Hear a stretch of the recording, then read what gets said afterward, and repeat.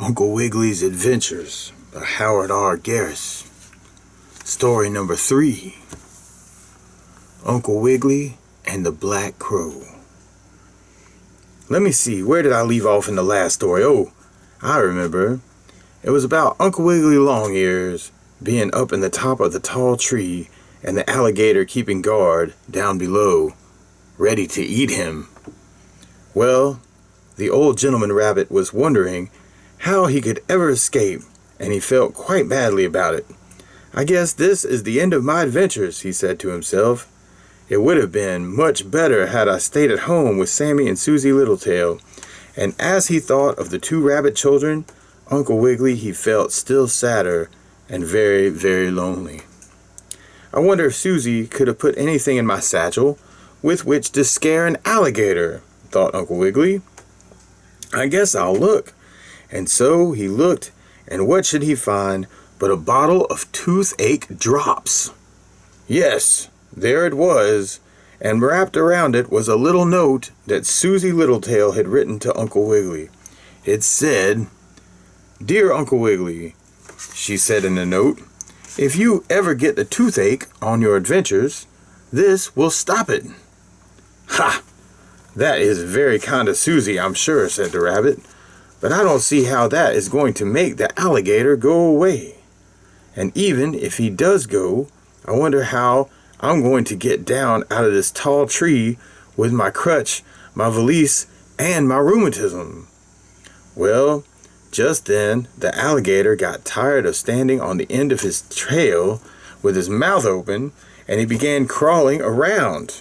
And then he thought of what a good supper he was going to have of Uncle Wiggily. And that alligator, he said, "I guess I'll sharpen my teeth so I can eat him better." And with that, the savage and unpleasant creature, he began to gnaw on a stone to sharpen his teeth. And then he stood up on the end of his tail once more under the tree, and he opened his mouth as wide as he could. "Come on now," he called to Uncle Wiggily. "Jump down and have it over with." "Oh, but I don't want to," objected the rabbit. "You'll have to, whether you want to or not," went on the alligator. "If you don't come down, I'll take my scaly, naily tail and I will saw down this tree, and then you will fall to the ground." "Oh dear," exclaimed Uncle Wiggily. "What shall I do?" And then he happened to think of the bottle of toothache medicine that he held in his hand, and taking out the cork, he dropped that bottle, medicine and all, right into the open mouth of the alligator, who was again up on his tail. And the alligator, he thought it was Uncle Wiggily falling into his jaws. And the alligator, he shut his jaws quickly, like a steel trap. And the alligator, he chewed on that bottle of hot toothache drops before he knew what it was. Well, you can just imagine what had happened. The medicine for the toothaches was as hot as pepper and mustard and vinegar and cloves and horseradish also, all made into one thing. My, how it burned that alligator's mouth. Oh my, I'm shot. I'm poisoned. I'm bitten by a mosquito. I'm stabbed. I'm all scammed up," cried the alligator. "Water, water, quick. I must have some water."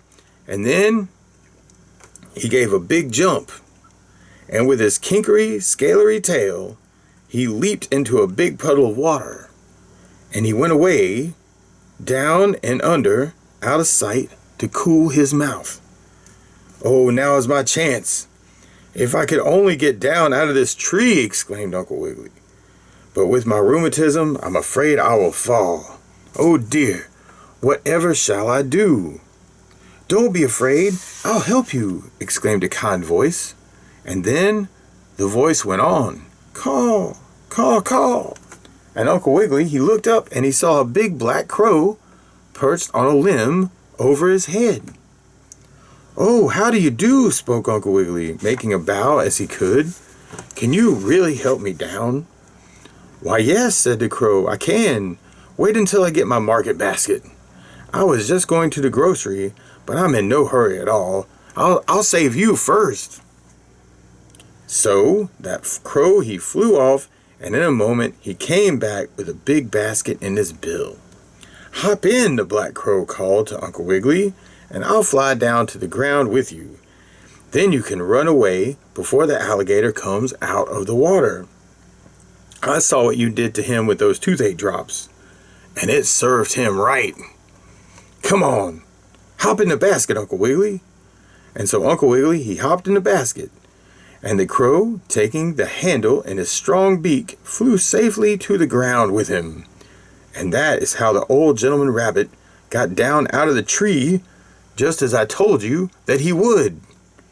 And so he and the crow, they walked on some distance through the woods together. Uncle Wiggily had picked up his crutch and his valise, which had fallen out of the basket, and the rabbit and the crow, they got safely away before the alligator came out of the water. And wasn't that gator the provoked old beastie, though, when he saw his rabbit supper was gone? "Where are you going?" asked the crow of Uncle Wiggily after a bit, when they got to a nice big stone and sat down for a rest. "I am seeking some adventures, and I'm also seeking for my fortune," replied the old gentleman rabbit, "and trying to get better of my rheumatism. Dr. Possum had told me to travel and have adventures, and I've had quite a few already." "Well, I hope you find your fortune, and that it turns out to be a very good one," said the kind crow. "But it is coming on night now.